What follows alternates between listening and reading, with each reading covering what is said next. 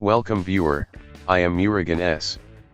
This video tutorial describes, the app you're trying to install isn't a Microsoft verified app.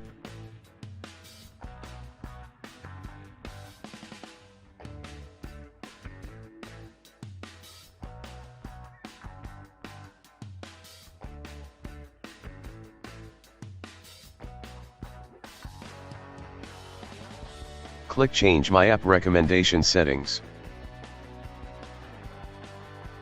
Select Anywhere but warn me before installing an app that's not from Microsoft Store.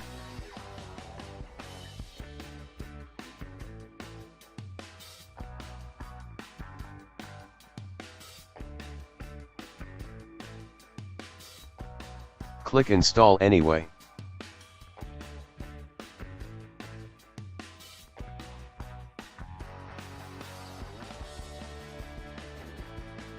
I hope this video tutorial helps to you.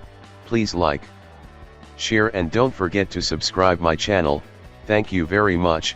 See you next video.